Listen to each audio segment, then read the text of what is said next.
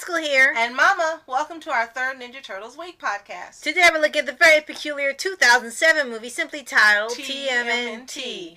This CGI movie steps back from the usual Turtles fare by having the brothers learning to work together again as a team in order to stop some stone warriors who aim to capture 13 monsters and release chaos on Earth.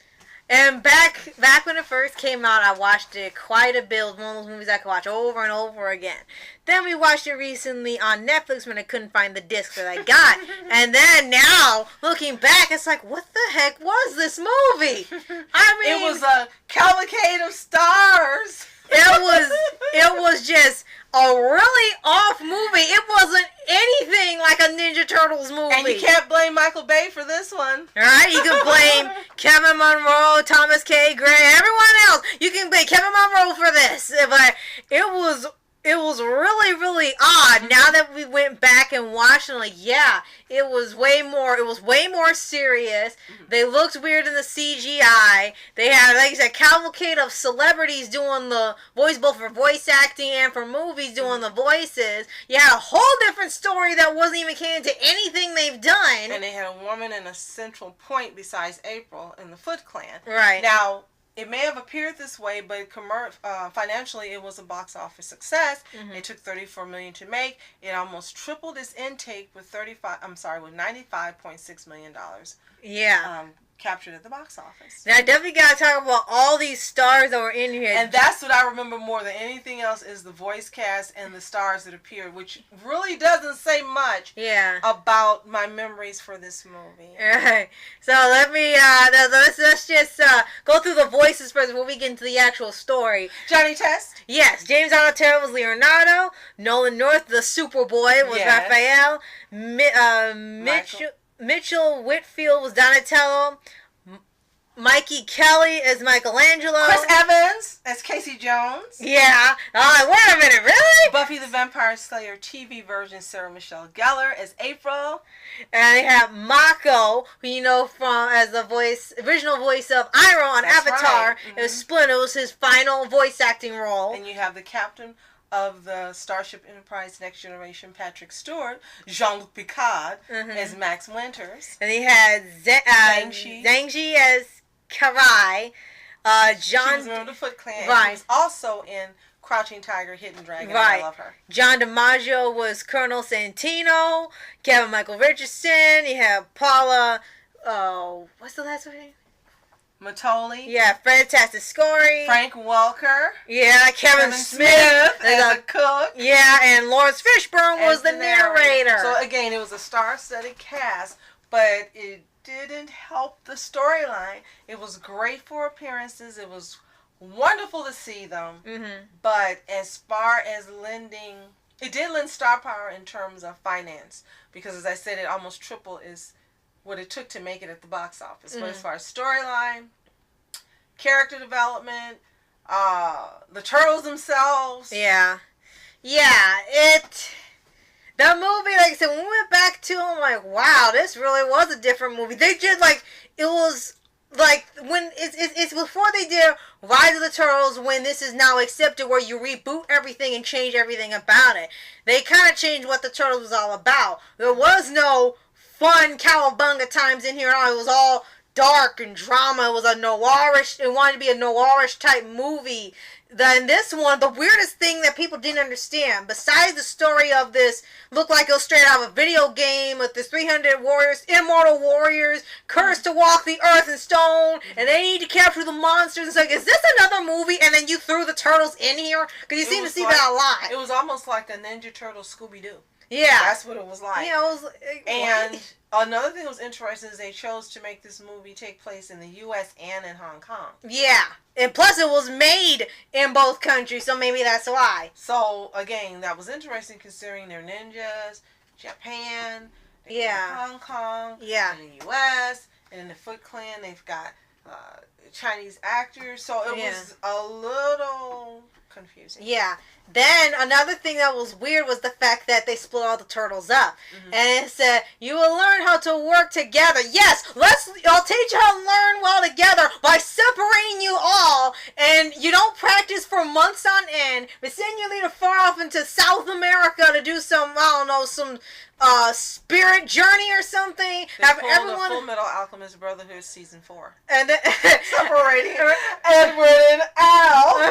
And then none of you are gonna train. You all take part-time jobs, and then Mikey was just like I guess he was a birthday party entertainer. They know he was a turtle. He was a turtle in a turtle costume, pretending to be a turtle, which didn't make any sense. Donatello was it was supposed to be ironic, I guess. And then Donatello was like customer service, I guess, for a phone company. And then Raphael decided to be Batman, so he became the Night Watcher and was taking out bad guys on the street. And it was like, so they dissolved teamwork. And I also like to say that great for trying to do something different. Again, it's great when they experiment and try to bring something new to the party. That's okay. Yeah. But it didn't work this time around. I don't know how the reboot did it, because we have kind of concerned feelings about that reboot, and somehow it's working. But this was in the same vein of didn't make an all-out comedy, but wanted to make an all-out drama and dark and eerie. And it didn't really work out because it didn't feel like the Turtles. It felt like this was someone else's fan fiction of the Turtles and something. And sometimes that can turn out well, but it just was incredibly off. And I remember I was most offended by the character, how they made the character Raphael be in this version. I do remember that. Yeah. That we kept saying, this isn't Raphael. Raphael wouldn't do this. Why are they doing this to him? Why is he acting like this? I do remember that was the part that was offensive for me, was it just totally changed his character. Yeah. And they made him not be the big brother he acted like, the leader, the caring leader. He was a jerk. Yeah, because I guess he got an ego being Batman, and he can fight crime on his own. Like, well, what do you expect when you don't train for months, you separate your leader, and you're all left on your own? It's like, oh, what's going on? Because they had a scene in the movie where he and Leonardo just pretty much fought each other, because I guess it was jealousy or something, and he was a better leader or something. It didn't really make a lot of sense. We know there was always this rivalry between Raphael and Leo because good nature. Right, but it was always sort of like a team. Exactly, it was like a friendly rivalry because of leadership skills. And here it just seemed like you gotta prove you think you're better than me and stuff. And it's like, where did all this come from? It's like almost to a point where he almost killed him. I was gonna say, and that's the reason it happened in the first place, because of that division that they created in the beginning of the movie. I mean, right in the beginning of the movie, you find out they're no longer a team. They don't act like brothers. Yeah, and they're not friends. And how is it supposed to help them become a better team if you separate them and make them sluggish and stuff? I guess sometimes. Full Metal Alchemist Brotherhood. I guess if you did it to show how much you really need each other, okay, I get that. But no, they didn't do that. It just seemed like, no, this is for your training. This is supposed to help you. It's like, but it's not helping if they're all separate. I think they learned a valuable lesson that fans want to see them as a team, as a group, and as brothers, and not like this. Right. And then the stuff with the Stone Warriors and Max Winters was like I said, that seemed like a whole nother movie. Like, they had another idea for a movie, and they decided to just throw that with the Turtles and incorporate them in, like we see with these fan-made series online, and decided to do that because it looked like it was two conflicting stories, two conflicting worlds in one. Because one almost had nothing to do with the other. It's just the Turtles happened to find these monsters rampaging through the city, and they couldn't even capture them because they were too big for them to handle because they were out of shape. Right. So it was just a really confusing movie. But we still wanted to give it a shout out because it's still something that a lot of people did enjoy at the time when it came out. And it did something that a lot of movies weren't doing at that time. They had two strong females. They had April. Yeah. And they had the lady who was the head of the Foot Clan. Yeah, I think correct. So that was really great in terms of that being done, because that wasn't being done in 2007. And they took the lead and did this. And I have to say, her character was really good. I did not dislike the leader of the Foot Clan. Right. I'm sorry, her name eludes me, but I did. It's Karai, I think. I didn't dislike the character in terms of how she was written, how she behaved. She was really strong. She actually reminded me of like Talia for Batman. Yeah, we're back to that. But yeah, it looks like they took her character and incorporated it into this movie, making her the head of the Foot Clan. That's what it was like to me. And then you said he was on his Batman clique, so that just seems to... Yeah, it's you know, you had Kevin Smith in it. What you expect? Yeah, so I guess they had Batman, this 300 video game movie, and the Turtles, all these different genres, plus they want a noir feel, all in one. And it's such a bizarre combination that... Sometimes it can work. It's like a weird thing that somehow clicks. But here, it just seems like it's one thing after another. Then they play some weird songs in here, like from the 50s and stuff. And you said, what are they doing playing that? The soundtrack, yeah. It was Atlantic Records. Atlantic Records is an older label. So maybe Atlantic Records wanted to take advantage of their catalog and incorporate it into the movie. Now that I know it's Atlantic, that's probably what happened. Yeah, probably, because the soundtrack actually wasn't bad. That's probably the best part of it. It was actually pretty good. It was just everything else. It was was it Black Betty or something? It was a kind of older song. Black Betty, that was from the early 2000s. Okay, no, that wasn't it. It was a really older song, and someone said, why are they playing that during a fight scene? None of it made sense. I don't remember what the name of the song was, unfortunately. It was really weird. If any of you end up remembering the song, it's during the fight scene where Raphael fights a monster. It was supposed to be a comedy, and they were playing an older song with it. Let us know, because I have no idea what it was. But, point is...